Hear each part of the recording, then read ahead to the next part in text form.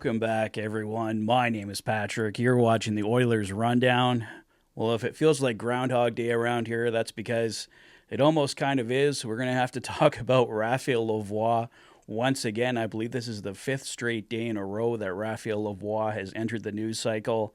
But unfortunately for the Edmonton Oilers, this is probably going to be the last time we're talking about him for a bit. Raphael Lavoie was claimed today by the Vegas Golden Knights, and because the Golden Knights had claimed him previously and nobody else put in a claim for Lavoie, the Golden Knights were able to automatically assign him to the Henderson Silver Knights of the AHL. For now, it looks like Raphael Lavoie is somewhat officially gone. Like I said, the Oilers will have opportunities in the future possibly to bring him back, but probably best to close the door on Raphael Lavoie now. We've talked about him so much. I gave my thoughts on losing Raphael Lavoie 2-3 videos ago now. It's another prospect out the door for the Edmonton Oilers for nothing, which is incredibly frustrating. The Oilers tried to get Lavoie down to Bakersfield yesterday. It's believed the Colorado Avalanche also put in a claim which stopped the Oilers from being able to assign Lavoie to Bakersfield. A lot of speculation about Colorado Avalanche being that team that has been kind of hindering the Edmonton Oilers here. Whether it's an intentional conspiracy or something like that, I won't get into that, but the Colorado Avalanche did claim goaltender Kaapo Kähkönen off waivers today from the Winnipeg Jets, so that may have stopped them from putting in another claim on Lavoie with only somewhat limited cap space, and if they're going to have Kähkönen on their cap, maybe they didn't also want to add Raphael Lavoie's cap hit. Who knows? Frustrating for Oilers fans, I'm sure, but hopefully for Raphael's sake, he actually gets an opportunity with the Vegas Golden Knights or Henderson Silver Knights in the AHL and can make good of it. And if the Oilers do get another opportunity later in the year to reclaim him, hopefully they can do that. As the Edmonton Oilers get set to take on Connor Bedard and the Chicago Blackhawks tomorrow night at 8 p.m. at Rogers Place, they hit the ice for practice. There were no changes in the lineup except on defense. Travis Dermott moves into the second pairing with Darnell Nurse.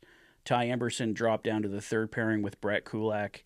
And Troy Stecher remained the seventh defenseman, so it looks like he will be out for the second straight game.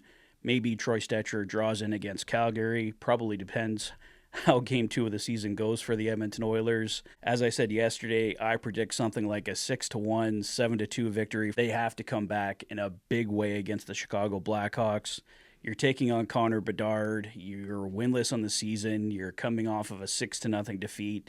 There is absolutely no reason for the Edmonton Oilers, also playing in front of their home crowd, to not come out in a very big way tomorrow night. So the Oilers keeping their same lines, almost the same defensive pairings. Travis Dermott moving up with Darnell Nurse, like I said. So we'll see how that one goes for the Edmonton Oilers, and hopefully those lines can get clicking.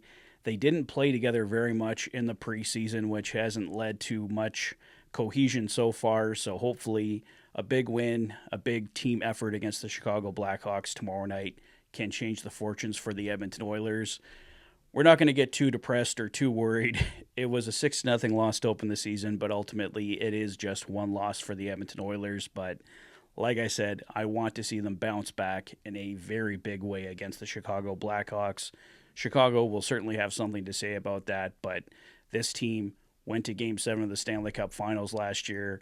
It certainly has some changes. It's not exactly the same team that went there, but there is more than enough firepower and defense on this team to turn their fortunes around very quickly. So we do not want to see this team get off to another rough start.